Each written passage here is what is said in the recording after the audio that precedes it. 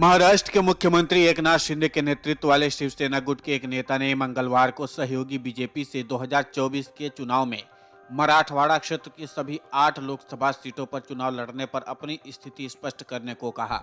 उन्होंने ये भी कहा कि 2019 में 8 में से 4 सीटों पर शिवसेना ने चुनाव लड़ा था और उन निर्वाचन क्षेत्रों पर अपना दावा पेश किया। कुछ दिन पहले बीजेपी के वरिष्ठ नेता और केंद्रीय मंत्री भागवत कराड ने मराठवाड़ा क्षेत्र में आने वाली सभी 8 सीटों पर चुनाव लड़ने की बात कही थी। मुख्यमंत्री शिंदे गुट से ताल्लुक रखने वाले महाराष्ट्र के पूर्व मुख्यमंत्री अर्जुन खोटकर ने एक इंटरव्यू में कहा, मैंने उस बयान को सुना है, लेकिन इसे गंभीरता से नहीं लिया जाना चाहिए। उस बयान के पीछे का इरादा शायद पार्टी के आधार का विस्तार करना है।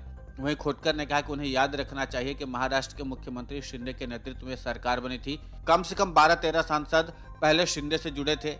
पिछले जून में एनडीए की सरकार गिरने के बाद से मुख्यमंत्री शिंदे के नेतृत्व वाले शिवसेना गुट और बीजेपी ने राज्य में सत्ता साझा की।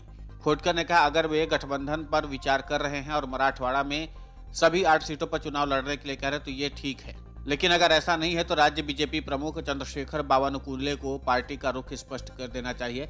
शिंदे गुट के नेता ने आगे कहा कि शिवसेना विभाजन से पहले 2019 में मराठवाड़ा क्षेत्र में औरंगाबाद, परभणी, हिंगोली और उस्मानाबाद लोकसभा क्षेत्रों में चुनाव लड़ा, जिसमें 8 लोकसभा सीटें हैं। उन्होंने कहा कि हमारा 4 सीटों पर दावा है। एक दिन पहले बावनकुले ने कहा था कि पार्टी 2024 के लोकसभा चुनावों में औरंगाबाद लोकसभा सीट से 2 लाख वोटों के अंतर से जीतेगी। हालांकि सोमवार को ही उद्धव ठाकरे गुट के सांसद संजय राउत ने भी दावा करते हुए कहा था कि राज्य की शिंदे फडणवीस सरकार ज्यादा दिनों की मेहमान नहीं है। शिंदे गुट भी कई टुकड़ों में टूट जाएगा। शिंदे गुट के ज्यादातर नेता बीजेपी में शामिल हो जाएंगे और ये बीजेपी का लक्ष्य भी है। संजय राउत ने इसके पीछे 2 बड़े कारण भी बताए थे। उन्होंने कहा कि शिंदे गुट के नेताओं को शिवसेना स्वीकार नहीं करेगी, जिसकी वजह से उनके पास बीजेपी में शामिल होने के अलावा कोई दूसरा विकल्प नहीं बचता है। इसलिए शिंदे गुट के ज्यादातर नेता बीजेपी में शामिल हो जाएंगे। संजय राउत ने शिंदे गुट के मंत्री दीपक केसरकर पर भी निशाना साधा। राउत ने कहा, दीपक केसरकर कहते कि उद्धव ठाकरे को आत्मपरीक्षण करने की जरूरत है। अगर उद्धव ठाकरे ने आत्मपरीक्षण किया तो शिवसेना को दोबारा एकजुट होने में ज्यादा समय नहीं लगेगा। संजय राउत ने कहा कि जिसको आत्मपरीक्षण करना है वो करे। उद्धव ठाकरे के साथ जो लोग हैं वही असली शिवसेना है। अगर गद्दार लोग हमें आत्मपरीक्षण करने की सलाह देंगे तो ये ठीक नहीं है।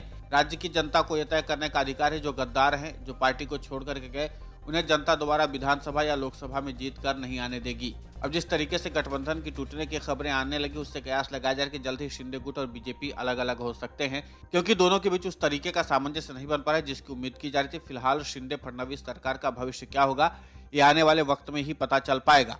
लेकिन इतना तो तय माना जा रहा है कि गठबंधन पर संकट के बादल छाए हुए हैं, क्योंकि जिस तरीके से दावे किए जा रहे हैं और जिस तरीके की बातें की जा रही हैं, उसे एक चीज तो साफ हो गई है कि अगर लोकसभा चुनावों में बराबर की साझेदारी नहीं हुई, यानी कि जिन सीटों पर शिंदे गुट चाहता है चुनाव लड़ने के लिए, अगर वो सीटें बीजेपी की तरफ से शिंदे गुट को नहीं दी गई तो फिर जाहिर सी बात है कि गठबंधन में दरार आनी तय है। लेकिन ये बात अभी दूर की है और रणनीति बननी अभी से शुरू हो गई है, क्योंकि अब हर राजनीतिक दल का नेता अपनी स्थिति मजबूत करने का प्रयास कर रहा है और इसी कड़ी में शिंदे गुट भी आगे होकर के काम करना चाहता है।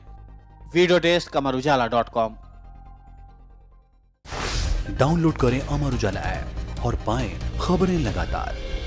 अगर आप ये वीडियो YouTube पर देख रहे हैं तो हमारे चैनल को सब्सक्राइब करें और बेल आइकन को दबाना ना भूलें। अगर आप Facebook पर ये वीडियो देख रहे हैं तो हमारे पेज को लाइक करें।